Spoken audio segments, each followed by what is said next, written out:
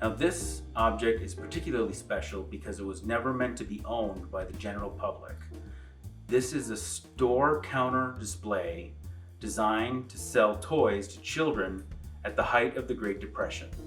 Let's open it up and see what we're dealing with.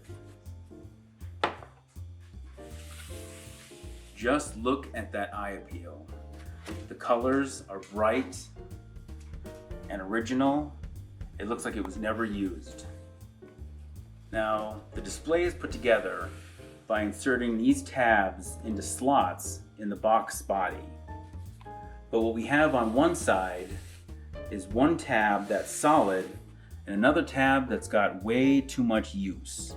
It's been bent and torn, and we can restore that by adding some archival quality mending tissue, which you see that I've cut a piece already to fit the space, and we're going to smooth it out to strengthen that joint so that the tab will slip into the slot with no problem. We've already cut a piece of the archival transparent mending tape to fit the exact space that the tape needs to stick to fortify the joint of this tab. When using this tape, you've got to smooth out any creases or wrinkles to make sure that the tape adheres to the cardboard and does its job correctly. One way we do this is by using a piece of carved bone.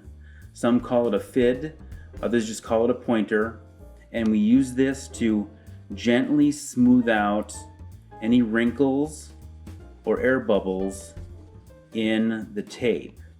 Now this tape will eventually become transparent, completely transparent, as we work the bone across the tape.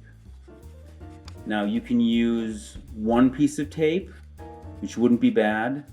You could use 2 or more pieces of tape, which would make it even more sturdy. But just by gently using the bone tool to slowly adhere that tape and glue on the hinge will fortify it and make it last a lot longer. As you can see, the tape has made the tab a lot stronger, and now it's ready to be put inside the slot to fully assemble the display.